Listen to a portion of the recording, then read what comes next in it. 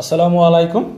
আজকে একটা দুঃখজনক বা একটা হাস্যকরও বলতে পারি এই রকমের একটা ড্রয়িং আপনাদেরকে আমি দেখানোর চেষ্টা করব, যাতে এই রকমের ভুল আপনারা কেউ না করেন বা এই টাইপের ভুলের মধ্যে যাতে বা ভুলের শিকার না হন। আপনাদের সামনে যে ড্রয়িংটা আছে এটা হচ্ছে একটা পাঁচতলা বাড়ির জন্য, শুধু একটা পাঁচতলা বাড়ি না, ড্রয়িং না, এটা অলরেডি একটা পাঁচতলা বিল্ডিং ফাউন্ডেশন দেয়া এবং একতলা পর্যন্ত বিদ্যমান অবস্থায় আছে। মেইন সমস্যা হচ্ছে এই বিল্ডিংটার না আছে কোনো কিছু ঠিক, না কোনো ঠিকানা। আমাদের ক্লায়েন্ট ভদ্রলোক উনি আমাদের সাথে আসেন, যোগাযোগ করেন এবং ওনার এই ব্যাপারগুলো উনি আসলে খুলে বলেন। মূলত উনি নাকি পাঁচতলা ফাউন্ডেশন দিয়ে বিল্ডিংটা করছে, আপাতত একতলা পর্যন্ত করা আছে, মানে একতলা পর্যন্ত করা এবং ছাদ দেয়া, ভিতরে মানুষ বসবাস করতেছে। এর আসলে কোনো বিষয় ঠিক নাই, কোনো জিনিসের কোনো ঠিক ঠিকানা নাই। যদি একটু লক্ষ্য করেন যে আমাদের কলামের কোনো লেআউট ঠিক নাই। এক একটা কলাম পাঁচতলা ফাউন্ডেশন হিসেবে একটা বিল্ডিংয়ের যে কলাম থাকার কথা, যে সাইজ থাকার কথা বা যে পরিমাণ থাকার কথা, কোনো কিছুই নাই। একটা কলামের কোনো লেআউট ঠিক নাই।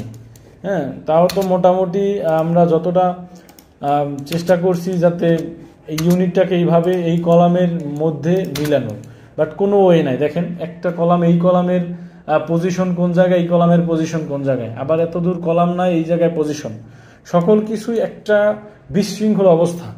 এর মধ্যে বিল্ডিংয়ের না আছে কোনো ভীম, না কোনো কিছু। তো এই যে কন্ডিশন বা যে কন্ডিশনের অবস্থায় বিল্ডিংটা আছে, এই অবস্থায় আসলে একতলাই রিস্ক। তো সেক্ষেত্রে যদি ভদ্রলোক চায় যে এই জায়গাটা পাঁচতলা বাড়ি করবে, তো যাই হোক, উনি আসলে আমাদের ক্লায়েন্ট, তো আমাদের আসলে ওইরকম না। আমরা যতটুকু তাকে বোঝানোর ততটুকু আমরা বুঝাতে পারি, বাট তার যে মর্জি বা তার যে চাহিদা, ওই জিনিসগুলো তো আমরা বন্ধ করে রাখতে পারবো না। তো আমরা ওনার এই বাজেটের মধ্যে আমরা বা এই সিস্টেমের মধ্যে আমরা হচ্ছে 4টা ইউনিট ওনার দরকার ছিল। তো উনি যে রকমের চাইছে ওই রকমের করার চেষ্টা করছি। তো একটা বেডরুম, একটা ডাইনিং, একটা কিচেন, একটা টয়লেট, একটা বারান্দা দিয়ে, মানে একদম সিঙ্গেল ইউনিট যদি বলি যে একটা বেডরুম থাকতেছে। তো এই একটা বেডরুম দিয়ে আসলে ইউনিটটাকে সাজানো হয়েছে। এই পাশে ইউনিটটাও সেম অবস্থায় এইরকমেরই সাজানো আছে। ইউনিট এ ঢোকার পরেই হচ্ছে একটা ডাইনিং স্পেস, ড্রয়িং স্পেস, একটা খাট যাতে পরে এইরকম একটা স্পেস রাখতে বলা হয়েছে। তো এর পাশে এই রুমে একটা রুম রাখা হয়েছে, সামনে এই অংশে কিচেনের পাশে টয়লেট, এরপরে হচ্ছে বারান্দা। ইউনিট বিতে যদি যাই, বিতেও সেম অবস্থা, এই পাশে একটা বেডরুম, এই বেডরুমটার সাথে একটা বারান্দা আছে এবং এই কিচেন, টয়লেট এবং এই ডাইনিং এর সাথে হচ্ছে আর একটা বেড রাখার মতন স্পেস আছে। তো এই জায়গায় আমরা একটা বেড দেখাই দিছি। যাই হোক, এরপর আমরা ইউনিট সিতে যদি যাই, ঢোকার পরই হচ্ছে ভিতরে একটা ডাইনিং স্পেস, সাথে একটা বেডরুম, পরে আবার একটা বেডরুম, এই বেডরুমটা হচ্ছে মাস্টার বেডরুম, এটার সাথে একটা বারান্দা এবং একটা টয়লেট অ্যাটাচ করা হয়েছে। এরপরে সাথে আছে কিচেন আছে এবং একটা কমন টয়লেট আছে। মূলত এই ইউনিটটা হচ্ছে 2টা বেডরুমের সমন্বয়। এরপরে আমরা ইউনিট ডিও হচ্ছে একটা বেডরুম দিয়া। তো আমরা ঢোকার পরেই হচ্ছে একটা ডাইনিং স্পেস থাকবে, এটা হচ্ছে একটা ডাইনিং স্পেস। ডান কর্নারে হচ্ছে একটা মাস্টার বেডরুম, মানে মেইন বেডরুমে হচ্ছে একটা, এই বেডরুমের সাথে একটা টয়লেট এবং একটা বারান্দা অ্যাটাচ করা হয়েছে।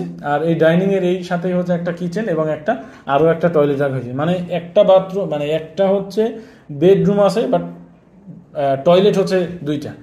তো বিষয়টা একটু হাস্যকরও আবার একটু দুঃখজনকও যে এই বাড়িটা এত সুন্দর একটা জায়গা, ঢাকা মিরপুরের মতন একটা জায়গায় এত সুন্দর একটা এক্সপেন্সিভ, একটা দামি একটা জায়গা, আসলে কি বাড়িটা করলো বা কি হলো বা এটার উপরে আরো করতে চাওয়া, এটা আসলে কতটা যৌক্তিক। সো এই বিষয়টা আসলে আমি সবাইকে সতর্ক করতে চাই বা জানাতে চাই, আসলে এই টাইপের ভুল বা এই ভুল থিঙ্কিং আসলে করেন না। হয়তো একটা পাঁচতলা বিল্ডিং এর ডিজাইন করে যদি উনি কাজটা করতো, হয়তো দেখা যায় যে কিছু টাকা খরচ হতো ডিজাইন পারপাসে, বাট তাহলে কিন্তু এইরকম একটা বিশৃঙ্খলা কোনো ডিজাইন থাকতো না বা এরকম ঝুঁকিমুক্ত একটা স্ট্রাকচার কিন্তু হতো না। তো দর্শক বিন্দু, আমি সবাইকে বলতে পারি, মানে বলতে চাই যে আপনি একটা বাড়ি করতেছেন, একটা পাঁচতলা বাড়ি আপনি কোটি টাকা দিয়ে খরচ করতেছেন, সে জায়গায় আপনার উচিত লাখ টাকা দিয়ে ডিজাইন সংরক্ষণ করা।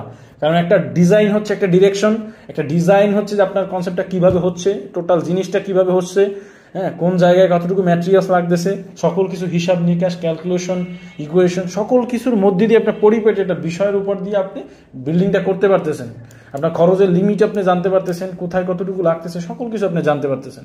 তো আমি মনে করি যে একটা ডিজাইন করে আপনার বাড়িটা যদি করেন, সেক্ষেত্রে আপনার জন্যই বড় একটা সুবিধা এবং একটা প্লাস পয়েন্ট। আপনার কাঠামোটাই সুন্দর হবে, আপনার কাঠামোটাই স্ট্রং হবে। দর্শকবিন্দু, আজকে আমার এই ভিডিওটা এই পর্যন্তই। সবাই সুস্থ থাকবেন, ভালো থাকবেন, সতর্কতা অবলম্বন করবেন, সচেতন হবেন। আসসালামু আলাইকুম।